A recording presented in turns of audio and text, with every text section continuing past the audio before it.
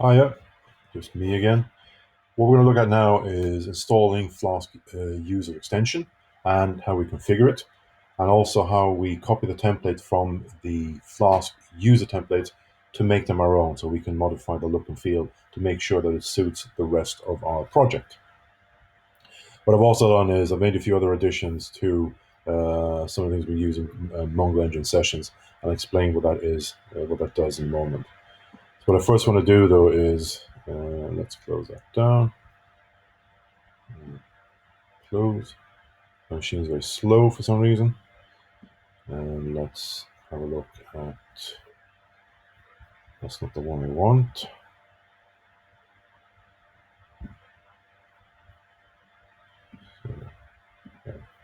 So this is my MongoDB instance.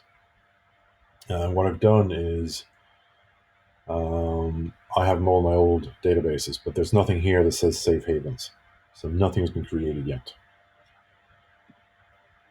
Okay, so what I did was I did a pip install Flask-User to install the Flask-User. And then, so what I've done that, I'd resolve an issue that I had because I'm running Windows with SSL certifications, but that's fixed. You running Windows shouldn't have a problem. And then I did a pip freeze to requirements.txt. So if we look at requirements.txt, we can see that it has installed a number of additional modules. Up there's bcrypt, cryptography, Flask login, Flask mail, which we're going to use when we send emails to our users. SQL Alchemy, which we won't be using, Flask-User, a few passlib, PC parser, and a few other things that are very good to have. So that's it. So what you can do is when you want to install the modules, you can just do a pip install -r requirements.txt, and that will install all the modules in the requirements.txt file. So you don't have to install each and every module separately. Now, the other thing I'd like to just cover then is in config.py. I had already included these components here, the Flask-User configurations.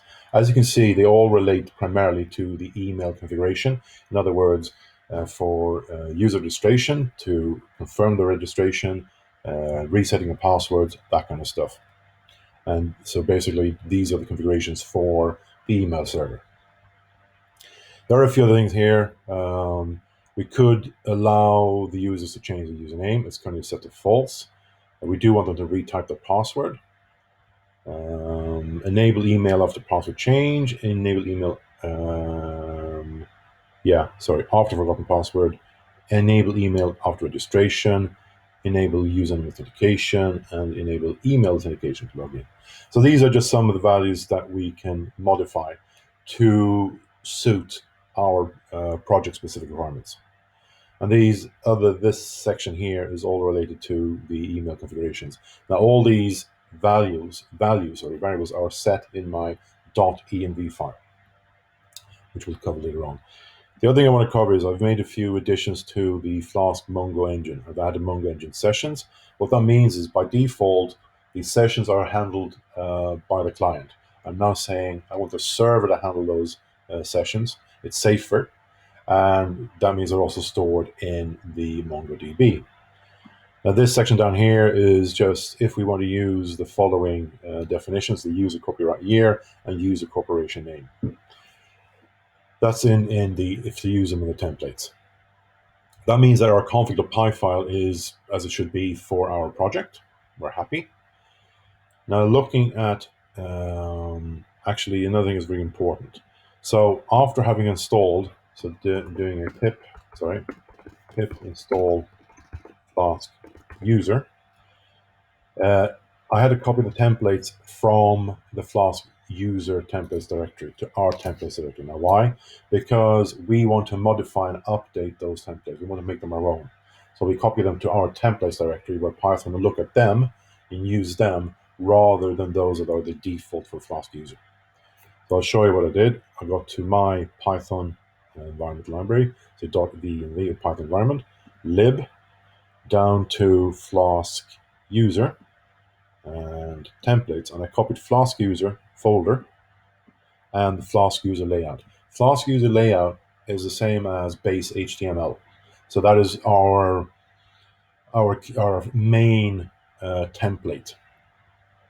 So I copied those to our own templates directory that I created. So you can see here. So we will be working with these templates for anything that is related to the Flask user interface, so login, registration, password reset, password change, all these kind of things.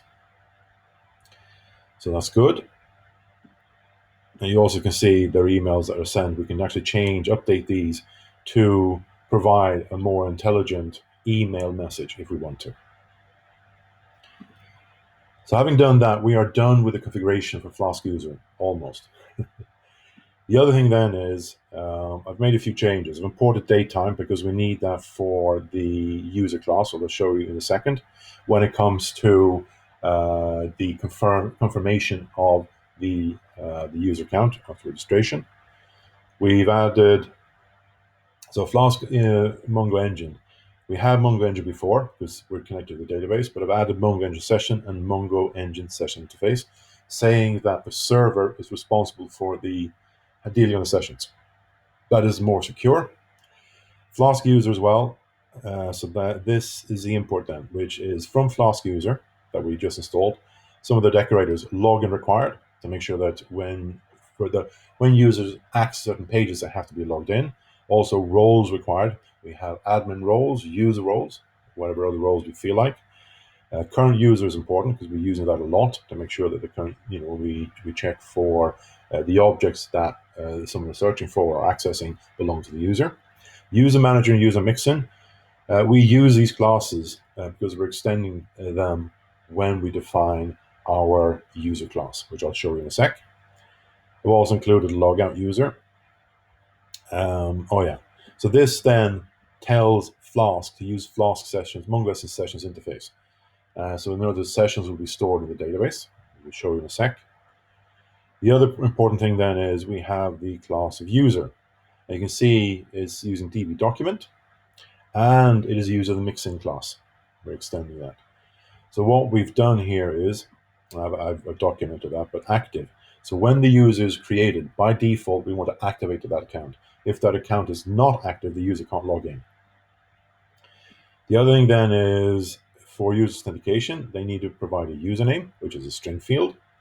So this one appears a Boolean field, default true. This is a string field, set the default to anything. And the password is also a string field. Then we have this for additional profile information if we want to use it. So first name, which is a string field, default nothing or an empty string. Last name, also string field. Email, also string field. And then we have this here. So one of the things which is required for email confirmation and subsequent login, we have to add this email confirm that and set it to the current date time.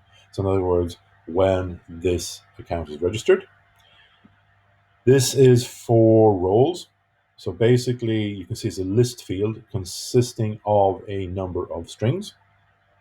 And default is user, but we can also be admin. And then this meta is interesting. So what this does is, this tells MongoDB how to handle this collection. So auto create index is default set to true, that's fine. Index in the background, it doesn't really matter for our small project, but let's say we have millions of things that that we're pushing into the database at the same time. What we're saying here is, by default, it will do the indexing and wait until it's done before giving control back to the application. What we're saying is, dear database, just go and do the indexing in the background so we can continue doing what we need to do with the application. And then I have, by default, the collection ID. Sorry, the user ID is the default is an index by default, but I'm also saying, for the sake of performance, please use username as an index as well.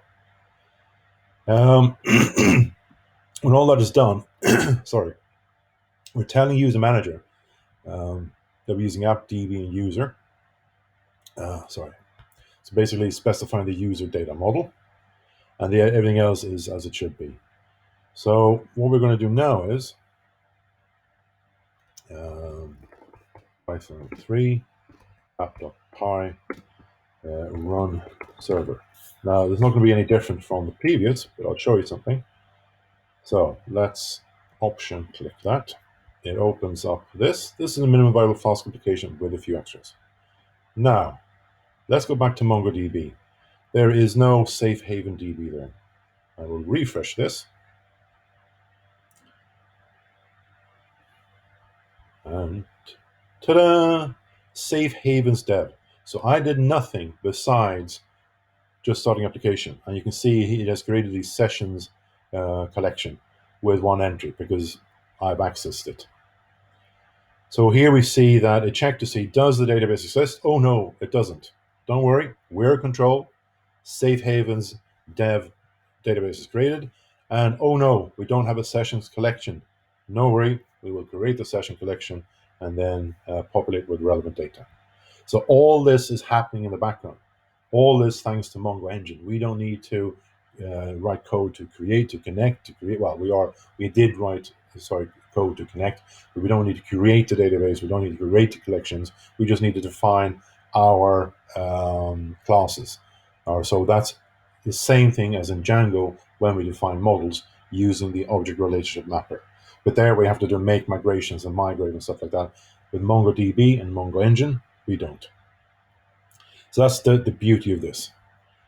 So that's kind of it in a nutshell. The other thing I just like to say is one of the things I've installed a linter called Black, which when I right click and choose format document, it makes sure that my code looks nice and neat and is according to the Python standards. Now, if we then, the other thing as well, just as I created the documentation directory, we can ignore that. So if we look at source control, we can see here we have a whole bunch of all the templates that we copied. So I'm just going to commit these. I'm on my gaf-dev branch. So I'm going to do installed and configured Flask-User for user authentication and authorization, register, login, about password change and reset,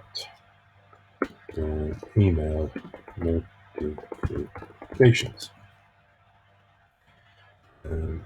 copied Flask user template to project. For templates folder. Now, I just want to check something. I'm sure I haven't done something stupid. Static templates, very good. So template folders, templates. So what I've done is because I've told Flask that you will find our templates in the templates folder, and the templates folder is there in the root of this application. That's good. Good to go. Just a bit paranoid. Anything else done? Oh yeah. So updated requirements.txt. So I will go to there, changes, stage all changes, and then go to there, commit, and commit all signed off. So not commit all amend, commit all signed off, and then finally push. The branch gaf-dev has no upstream branch because I haven't pushed it yet. So yes, I wanted to create it. This is really good. It's one of the reasons why I love using Visual Studio Code with the new extensions. Create pull request. Yeah, I want to create pull request. So it wants to merge gaf-dev to master as a description. I create it.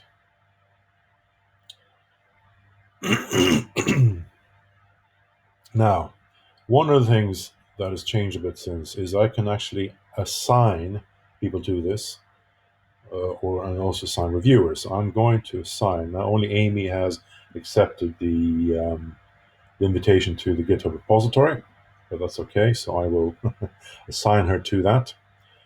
I will just merge this. I shouldn't do that, but I will anyway. should go through a review first. And then I can decide whether I want to delete my branch. So deleting my branch means I can recreate it based on a copy of the master branch. That means I know I'm using the latest code. So I will delete my branch, both the remote branch. I don't leave. I'll just do both, just on the safe side.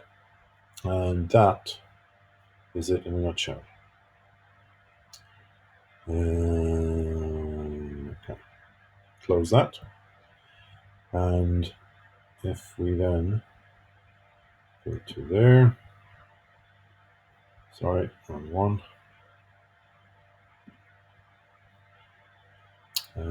We should be able to see if I refresh. Okay, yeah, merge pull request from a development branch and all as well. So we can see that that's been updated correctly. Excellent. So that's good.